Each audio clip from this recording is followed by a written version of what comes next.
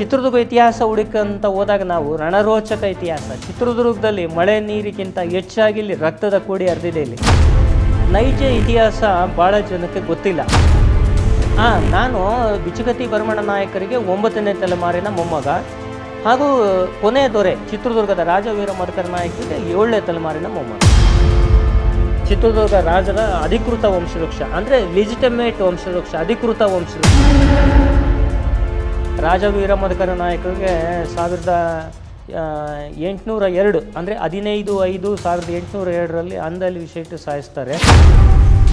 ಇದು ಏನಾಗುತ್ತೆ, ನಮ್ಮದು ಚಿತ್ರದುರ್ಗ ಸಂಸ್ಥಾನ 1779 ಪತನ ಆದಮೇಲೆ ಇಲ್ಲಿ 30 ವರ್ಷ ನಮ್ಮವ್ರು ಯಾರು ಚಿತ್ರದುರ್ಗದಾಗ ಇದ್ದೇ ಇದ್ದಿಲ್ಲ. ಆಮೇಲೆ ಇಲ್ಲಿ ಉಚ್ಚಂಗಿ ಯಲ್ಲಮ್ಮ, ಏಕನಾಥೇಶ್ವರಿ, ಕಾಳಿಕಾದೇವಿ ಇವೆಲ್ಲ ದೇವಸ್ಥಾನಗಳಲ್ಲಿ ದಸರಾ ಯುಗಾದಿ ಹಬ್ಬದಲ್ಲಿ ಮೊದಲೇ ಪೂಜೆ ನಮ್ಮದೇ ನಡೆಯುತ್ತೆ. ಏನಾಗುತ್ತೆ, ನಮ್ಮದು ರಾಜ್ಯ ಹೋಗಿ ಸುಮಾರು ಒಂದು 230-240 ವರ್ಷ ಆಯಿತು. ಆದ್ರೂ ರಾಜವೀರ ಮದಕರಿ ನಾಯಕ ಅಂದರೆ ಜನರಿಗೂ ಇವತ್ತಿಗೂ ಆತ ಪ್ರತ್ಯಕ್ಷ ದೈವ ಸ್ವರೂಪ.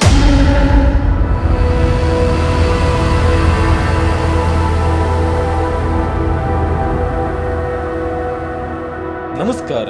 ಆಸ್ಕ್ ಮೈಸೂರು ವೀಕ್ಷಕರಿಗೆ ಸ್ವಾಗತ.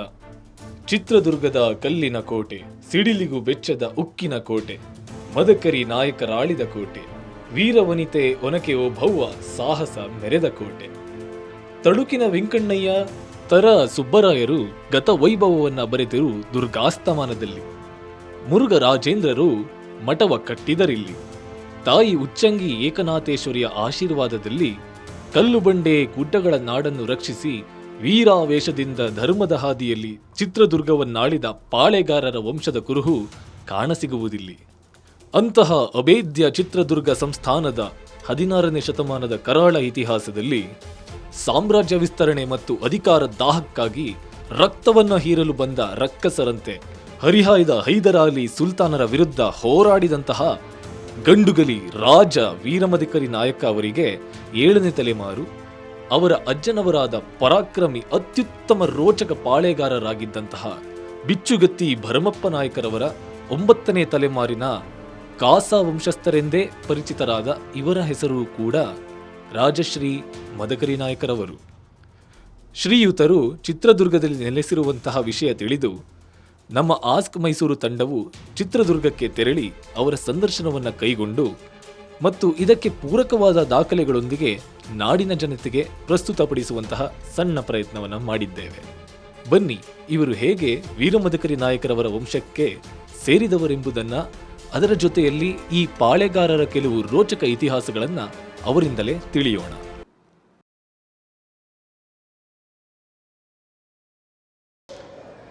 ಸರ್ ನಮಸ್ತೆ. ನಮಸ್ತೆ. ತಾವು ರಾಜಮದಕರಿ ನಾಯಕ, ತಾವು ವೀರಮದಕರಿ ನಾಯಕ ಹಾಗೂ ಬಿಚ್ಚುಗತ್ತಿ ಭರಮಪ್ಪ ನಾಯಕರವರ ವಂಶಸ್ಥರು ಅಂತ ಕೇಳಿ ನಮಗೆ ಬಹಳ ಸಂತಸ ಹಾಗೂ ಒಂದು ಕಡೆ ಕುತೂಹಲ ಉಂಟಾಗಿದೆ ಸರ್.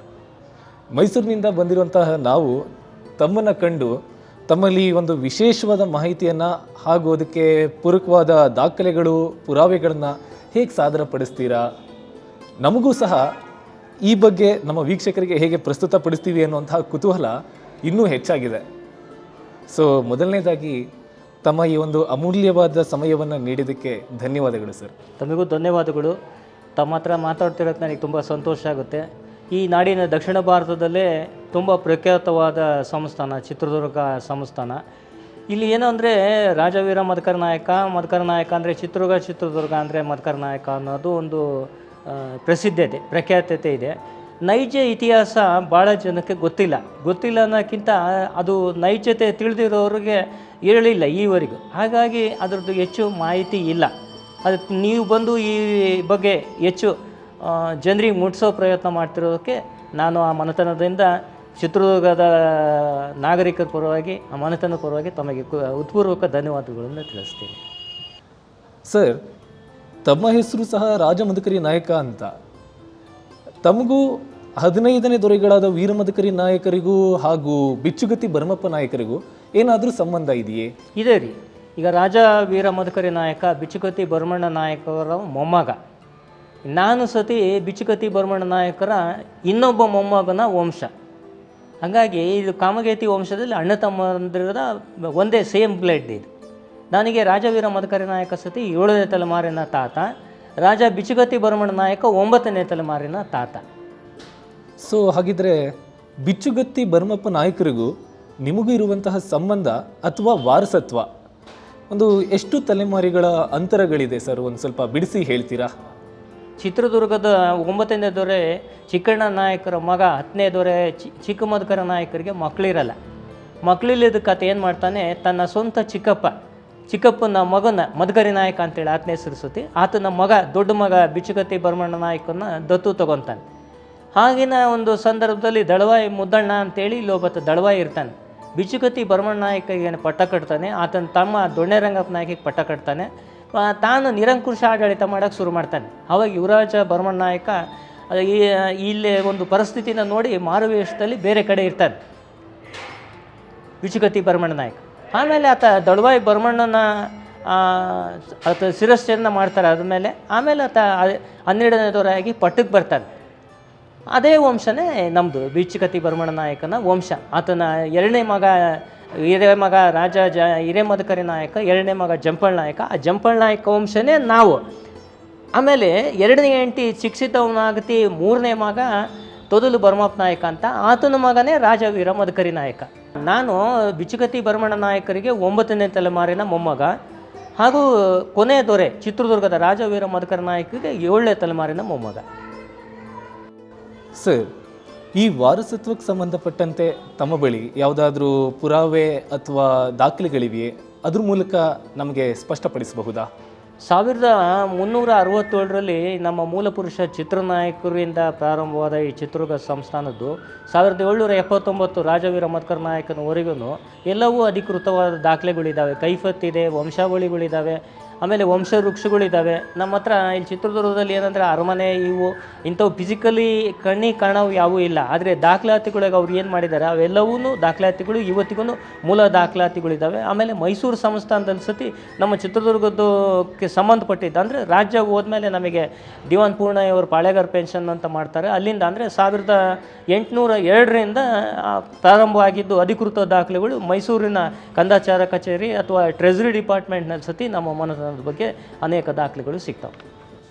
ಸೊ ಸರ್, ಹಾಗಿದ್ರೆ ತಮ್ಮ ವಂಶಸ್ಥರ ಬಗ್ಗೆ ಈ ಮಾಹಿತಿಯನ್ನು ನಿಮ್ಮ ಪೂರ್ವಜರಿಂದ ಪಡೆದದ್ದ ಅಥವಾ ತಾವೇ ಸ್ವತಃ ಕಲೆ ಹಾಕಿದ್ರಾ? ಇದು ಮಾಹಿತಿ ಏನಾಗುತ್ತೆ, ಚಿತ್ರದುರ್ಗದ್ದು ಮುಂಚೆಯಿಂದನೂ ನಮ್ಮ ಹಿರಿಯರು ರಾಜ್ಯ ಇದ್ದಾಗಲಿಂದನೂ ಆ ಮಾಹಿತಿನ ಎಲ್ಲ ಬರ್ಕೊತ ಬಂದಿದ್ದಾರೆ. ಅದಕ್ಕೆ ಕೈಫತ್ತು ವಂಶಾವಳಿ ಅಂತಾರೆ. ಎಲ್ಲ ರಾಜಮನೆತನಗಳಿಗೂ ಇಂಥವು ಇರ್ತವೆ, ನಮ್ಮ ಮನೆತನದಲ್ಲೂ ಇದೆ. ಅವು ಮೂಲ ದಾಖಲೆಗಳಿದ್ದಾವೆ. ಅವನ್ನ ನಾನು ಈಗಿನ ಸಂಶೋಧಕರ ಹತ್ರ ಅದನ್ನ ಕನ್ನಡಕ್ಕೆ ಅಂದರೆ ಹಳೆಗನ್ನಡದಿಂದ ಈ ಕನ್ನಡಕ್ಕೆ ಟ್ರಾನ್ಸ್ಲೇಷನ್ ಮಾಡಿ ಓದಿ ತಿಳ್ಕೊಂಡಿದ್ದೀನಿ. ಆಮೇಲೆ ನಮ್ಮ ತಾತವರು ಸತಿ ಚಿತ್ರದುರ್ಗದ ಗಜಕೇಸರಿ ಅಂತೇಳಿ 1961ರಲ್ಲಿ ಭಾಗ 1, 2, 3 ಅಂತ ಬರೆದ್ರು. ಅವರು ವಿಸ್ತೃತವಾಗಿ ನೈಜ ಇತಿಹಾಸನ ದಾಖಲೆ ಮಾಡಿದ್ದಾರೆ. ಹಾಗಾಗಿ ಮಾಹಿತಿ ಬಗ್ಗೆ ಏನೂ ಕೊರತೆ ಇಲ್ಲ. ಅದೊಂದು ತಮ್ಮ ತಾತನವರ ಒಂದು ಹೆಸರನ್ನು ನಮ್ಮ ವೀಕ್ಷಕರಿಗೆ ಹೇಳ್ಬೋದಾ? ರಾಜ ಬಿಚ್ಚುಗತ್ತಿ ಪರಶುರಾಮಪ್ಪ ನಾಯಕ ಅಂತೇಳಿ, ಅವರು ಬಿಚ್ಚುಗತ್ತಿ ಭರಮಣ್ಣ ನಾಯಕನ ನೇರ ವಂಶಸ್ಥರು. ಚಿತ್ರದುರ್ಗ ಗಜಕೇಸರಿ ಅಂತೇಳಿ 1961ರಲ್ಲೇ ಬರೆದ್ರು ಅವರು. ಅದರಲ್ಲಿ ಮೂಲ ದಾಖಲೆಗಳಿಗೆ ಅನುಸರಿಸಿ ನೈಜ ಇತಿಹಾಸನ ಕೊಟ್ಟಿದ್ದಾರೆ ಅವರು. ಸೊ ಸರ್, ಹಾಗಿದ್ರೆ ತಮ್ಮ ಒಂದು ಆ ವಂಶವೃಕ್ಷದ ಬಗ್ಗೆ ಒಂದು ದಾಖಲೆಯನ್ನು ನಮ್ಮ ಮುಂದೆ ಪ್ರಸ್ತುತಪಡಿಸ್ಬೋದಾ ನಮ್ಮ ವೀಕ್ಷಕರಿಗೆ? ಇದು ಅಧಿಕೃತ ವಂಶವೃಕ್ಷರ ಚಿತ್ರದುರ್ಗ ರಾಜರ ಅಧಿಕೃತ ವಂಶವೃಕ್ಷ ಅಂದರೆ ಲಿಜಿಟಮೇಟ್ ವಂಶವೃಕ್ಷ, ಅಧಿಕೃತ ವಂಶವೃಕ್ಷ. ಕೆಲವರಿಗೆ ಅನಧಿಕೃತ ಸಂತತಿಗಳು ಸತಿ ನಮ್ಮ ಒಂದು 2 ರಾಜರಿಗಿತ್ತು, ಅವರು ಬೇರೆ ಇದ್ದಾರೆ, ಅವರು ಅಧಿಕೃತವಾಗಿ ಬರೋಲ್ಲ. ಇದೇನು ರಾಯಲ್ ಬ್ಲಡ್, ಪ್ಯೂರ್ ಬ್ಲಡ್ ಅಂತ ಬರುತ್ತೆ, ಅವರು ಮಾತ್ರ ಮೈಸೂರಿನಿಂದ ಸಂಸ್ಥಾನದಿಂದ ಪಾಳೆಗಾರ ಪೆನ್ಷನ್ ಪಡೆದು ವಂಶವೃಕ್ಷ ಇದು. ಸೊ ಸರ್, ಈಗ ತಮ್ಮ ಬಾಲ್ಯ ಮತ್ತು ವಿದ್ಯಾಭ್ಯಾಸ ಎಲ್ಲಿ ಮಾಡಿದ್ದು ಹಾಗೂ ಈಗ ಪ್ರಸ್ತುತ ವೃತ್ತಿ ಏನು ಮಾಡ್ತಿದ್ದೀರಾ ಸರ್? ನಮ್ಮದು ಬಾಲ್ಯ ವಿದ್ಯಾಭ್ಯಾಸ ಇಲ್ಲೇ ಚಿತ್ರದುರ್ಗದಲ್ಲೇ ಓದಿದ್ದೆ ನಾನು. ಆಮೇಲೆ ಹೈಸ್ಕೂಲಿಗೆ ನಮ್ಮ ಅಜ್ಜಿ ಊರಿಗೆ ನಾವು ಕಾರಣಾಂತರಗಳಿಂದ ಹೋಗೋದು ಬಂತು. ಹಂಗಾಗಿ ನಾವು ಬೇರೆ ಊರಲ್ಲಿ ಬಳ್ಳಾರಿ ಜಿಲ್ಲೆಯಲ್ಲಿ ಓದಿದ್ದು. ಹೈಸ್ಕೂಲು, ಕಾಲೇಜು, ಡಿಗ್ರಿ ಎಲ್ಲ ಅಲ್ಲೇ ಮುಗಿದಿದ್ದು. ಆಮೇಲೆ ನಾನು ಸಿವಿಲ್ ಸರ್ವಿಸ್ UPSC ಎಕ್ಸಾಮ್ ತೊಗೊಂಡಿದ್ದೆ. ಡೆಲ್ಲಿಯಲ್ಲಿ ಹೋಗಿ ಕೋಚಿಂಗೂ ತೊಗೊಂಡೆ. 2 ಸತಿ ಪ್ರಿಲಿಮಿನರಿ ಪಾಸ್ ಆಯಿತು, ಮೇಯ್ನ್ ಆಗಲಿಲ್ಲ. ಹಂಗಾಗಿ ನಾನು ಬೇರೆ ಯಾವ ಕೆಲಸಕ್ಕೂ ಹೋಗಿಲ್ಲ. ನಮ್ಮದು ಹಿರಿಯರು ಇದನ್ನು ಜಮೀನು ಅಗ್ರಿಕಲ್ಚರು ನೋಡ್ಕೊತ ಸಮಾಜ ಸೇವೆ ಅದರಲ್ಲೇ ಇದ್ದೀನಿ ನಾನು. ನಮ್ಮ ತಂದೆ ಡಾಕ್ಟ್ರ್ ಇದ್ದರು, ಡಾಕ್ಟರ್ ರಾಜ ಬಿ ಜಯಚಂದ್ರ ರಾಜ್ ಅಂತೇಳಿ. ಅವರು ವೈದ್ಯರಾಗಿ ಸಮಾಜ ಸೇವೆ ಮಾಡ್ತಿದ್ರು. ಇಲ್ಲಿ ಚಿತ್ರದುರ್ಗದಲ್ಲಿ ಒಂದು 1968ರಲ್ಲಿ ಒಂದು ಮಾರಾಣಿ ಹೈಸ್ಕೂಲ್ ಅಂತೇಳಿ ನಮ್ಮ ಹಿರಿಯರು ಮಾರಾಣಿ ಪದ್ಮಮ್ಮ ನಾಗತಿ ಹೆಸರಿನಲ್ಲಿ ಒಂದು ಶಾಲೆ ಮಾಡಿದರು. ಅದೀಗ ಎಮ್ಮರವಾಗಿ ತುಂಬ ಒಂದು 3-4 ಸಾವಿರ ಜನ ಓದ್ತಿದ್ದಾರೆ. ಅದು ಮಧುಕರ ನಾಯಕ ವಿದ್ಯಾಸಂಸ್ಥೆ ಅಂತಾಗಿ ತುಂಬ ಪ್ರಖ್ಯಾತಿ ಆಗಿದೆ. ನಮ್ಮ ತಂದೆಯವರು ಸ್ನೇಹಿತರು ಬೋರಪ್ಪ ಅಂತೇಳಿ ಅವರು ಇವರು ಎಲ್ಲ ಜೊತೆಗೆ ಸೇರಿ ಮಾಡಿದರು. ನಮ್ಮ ತಂದೆ ಬಿಟ್ಟ ಮೇಲೆ ಅವರು ಅದನ್ನ ಮುಂದುವರಿಸಿ ತುಂಬ ಇದು ಮಾಡಿದ್ದಾರೆ. ಆಮೇಲೆ ನಮ್ಮ ತಾತ ಪೊಲೀಸ್ ಡಿಪಾರ್ಟ್ಮೆಂಟ್ನಲ್ಲಿದ್ದರು, ನಮ್ಮ ಇನ್ನೊಬ್ಬ ತಾತ ಮಿಲ್ಟ್ರಿಯಲ್ಲಿದ್ದರು. ಹಂಗ್ಲಿಂದ ನಮ್ಮದು ರಾಜ್ಯ ಹೋದ್ಮೇಲೂ ದೇಶ ಸೇವೆ ಸಮಾಜ ಸೇವೆ ಮುಂದುವರ್ಕೊತ ಬಂದಿದೆ. ಈವರೆಗೂ ನಾವು ಸಮಾಜ ಸೇವೆ ಮಾಡ್ತಾಯಿದ್ದೀವಿ. ಸೊ ಚಿತ್ರದುರ್ಗ ಸಂಸ್ಥಾನಕ್ಕೆ ಸಂಬಂಧಪಟ್ಟಂತೆ ನಿಮ್ಮ ಪ್ರಸ್ತುತ ತಲೆಮಾರಿನಲ್ಲಿ ಬೇರೆ ತಲೆಮಾರಿನವ್ರು ಯಾರಾದರೂ ಇದ್ದಾರಾ? ಇದ್ದಾರೆ. ನಮ್ಮ ಏನಂದರೆ ಈಗ ನಾನು ಆಗಲೇ ಹೇಳಿದಾಗೆ ರಾಜವೀರ ಮಧುಕರ ನಾಯಕಗೆ 1802 ಅಂದರೆ 15/5/1802ರಲ್ಲಿ ಅಂದಲ್ಲಿ ವಿಷಯಿಟ್ಟು ಸಾಯಿಸ್ತಾರೆ. ಅದಕ್ಕಿಂತ ಮುಂಚೆ ರಾಜವೀರ ಮಧುಕರ ನಾಯಕನ ತಮ್ಮ ಪ್ರಧಾನಿ ಪರಶುರಾಮ್ ನಾಯಕ ಮತ್ತು ಮಗ ಯುವರಾಜ ಭರಮಣ್ಣ ನಾಯಕಗೆ ಆಲ್ಮರಕ್ಕೆ ನೇಣಾಕ್ತಾರೆ. ಆದರೆ ಅವಾಗ ಉಳಿದಿದ್ದು ಒಬ್ಬನೇ ದೊಡ್ಡ ಮಧುಕರ ನಾಯಕ ಅಂತೇಳಿ ಬಿಚ್ಚುಗತ್ತಿ ಭರಮಣ್ಣ ನಾಯಕನ ಮೊಮ್ಮಗ ಆತ ಒಬ್ಬಾತ ಉಳ್ಕೊತಾನೆ. ಆತ ಕೇರಳಕ್ಕೆ ಹೋಗಿ ಅಲ್ಲಿ ರಾಜರ ಆಶ್ರಯದಲ್ಲಿ ಆತ ತಲೆ ಮರೆಸ್ಕೊಂಡಿರ್ತಾನೆ. ಹಂಗೆ ಆ ವಂಶನೇ ನಾವು ಬೆಳ್ಕೊಂಬಂದಿರೋದು. 4 ಮನೆತನಗಳು ಈಗ ಉಳಿದಿದ್ದಾವೆ. ನಮ್ಮ 4 ಒರಿಜಿನಲ್ ಲಿಜಿಟಮೇಟ್ ಇದು ಅಂದರೆ ಅಧಿಕೃತವಾಗಿ ರಾಜವಂಶಗಳು 4 ಇದ್ದಾವೆ. ಆಮೇಲೆ ಬಿಚ್ಚುಗತ್ತಿ ಭರಮಣ್ಣ ನಾಯಕ ಮತ್ತು ದೊಡ್ಡ ಮಧುಕರ ನಾಯಕನ ಅನಧಿಕೃತ ಈ ಕೆಲವರು ಇದ್ದರು, ಪತ್ನಿಯರಲ್ಲ ಅವ್ರು. ಆ್ಯಕ್ಚುಲಿ ಆಗಿನ ಕಾಲದಾಗ ರಾಜರಿಗೆ ಇರ್ತಾಯಿದ್ರು. ಆ ವಂಶಸ್ಥರುಗಳು ಸತಿ ನಮ್ಮ ಸಹೋದರರು ತುಂಬ ಜನ ಇದ್ದಾರೆ. ಆದರೆ ಅವರು ನೇರವಾಗಿ ರಾಜ ಮನೆತನಕ್ಕೆ ಇವಕ್ಕೆ ಸಂಬಂಧಪಡಲ್ಲ, ನಮಗೆ ಸಂಬಂಧಪಡ್ತಾರೆ. ನಮ್ಮ ತಮ್ಮಗಳು ಅವರು ಸತಿ ಅಣ್ಣ ತಮ್ಮಗಳು. ಸೊ ನೀವು ಹೇಳಿದ್ರಿ ಸರ್ ಮನೆತನಗಳು ಅಂತ, ಆದರೆ ಎಷ್ಟು ಮನೆತನಗಳು? 4 ಮನೆತನಗಳು ಇದ್ದಾವೆ ಈಗ. ನಮ್ಮ ಅಣ್ಣ ತಮ್ಮಗಳು, ನಮ್ಮದು ಹಿರೇ ಮನೆತನ, ನಮ್ಮ ಜೊತೆಗೆ ಇನ್ನೂ 3 ಮನೆತನಗಳು ಸತಿ ಇದ್ದಾವೆ. ಬೇರೆ ಬೇರೆ ಕಡೆ ಇದ್ದಾರೆ, ರಾಜ್ಯದ ಬೇರೆ ಜಿಲ್ಲೆಗಳಲ್ಲಿ ಇದ್ದಾರೆ.